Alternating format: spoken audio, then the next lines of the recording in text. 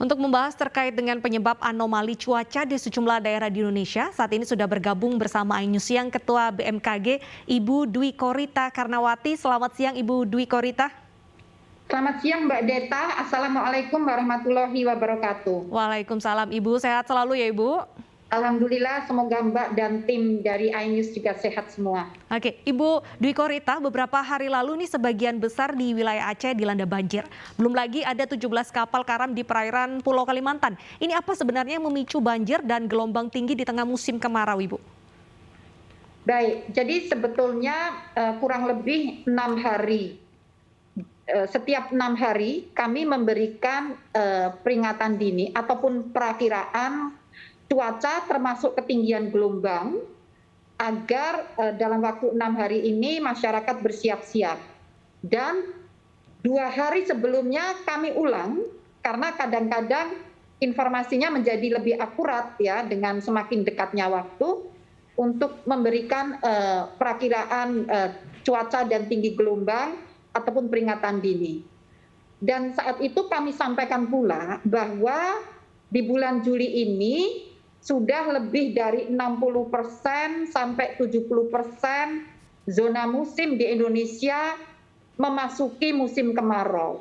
Musim kemarau ini tidak serempak karena wilayah Indonesia yang sangat luas ya.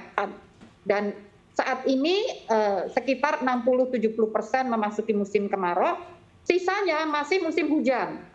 Nah, terutama yang di wilayah ekuator bagian utara, yang di belahan bumi utara, di utara ekuator. Nah, yang sudah memasuki kemarau, terutama yang di selatan ekuator.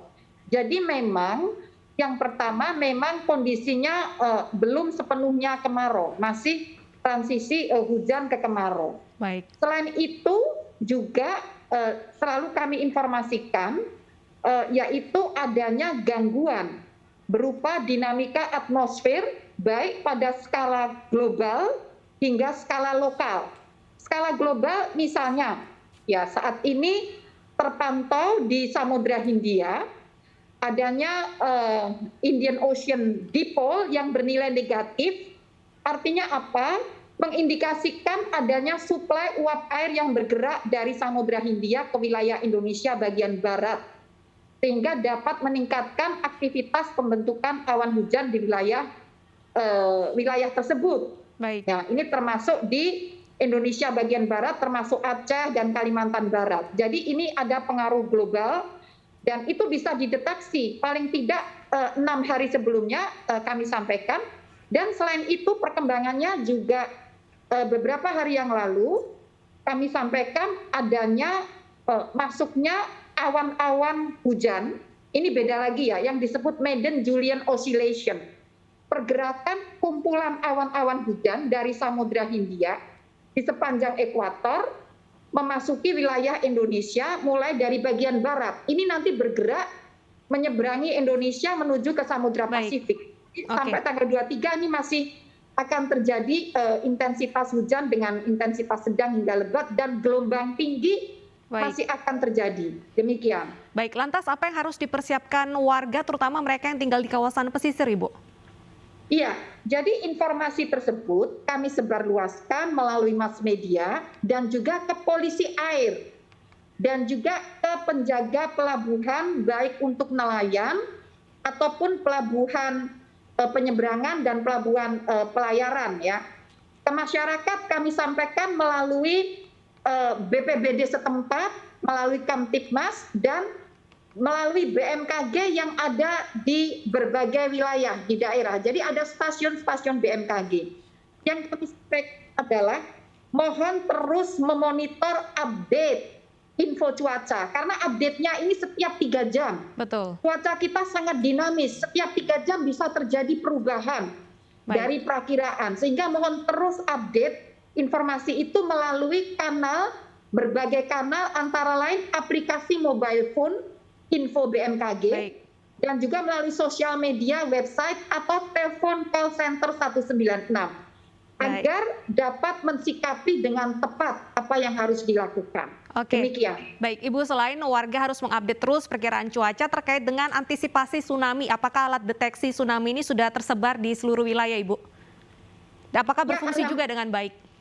Iya, alhamdulillah di tahun 2004 saat terjadi gempa bumi Aceh, alat deteksi kami baru 20 yang beroperasi dengan baik. Bisa dibayangkan 20 untuk seluruh wilayah Indonesia. Tetapi mulai tahun 2008 meningkat menjadi 100 lebih, sampai 2018 itu 176. Dan tahun ini kami sudah memiliki 380-an, 390-an tersebar di seluruh wilayah Indonesia. Jadi dari 20 sampai hampir 400. Nah, semua ini terpelihara dan terkalibrasi. Jadi itu memang harus dijaga. Kemudian juga selain itu adalah sensor gempa bumi ya. Jadi alat deteksi kami bukan dengan buoy.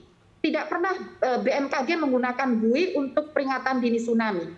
Tetapi menggunakan sensor gempa dan menggunakan alat pengukur muka air laut yang dimiliki oleh Badan Informasi Geospasial, yaitu dengan tight gauge sebanyak 170 unit. Ini kami monitor terus masih berjalan dengan baik. Dari KKP, alat pengukur muka air laut, monitoring muka air laut ini ada 5.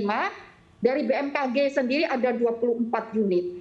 Dan saat ini sedang dibantu bekerja sama dengan BPPT menyiapkan 5 buoy.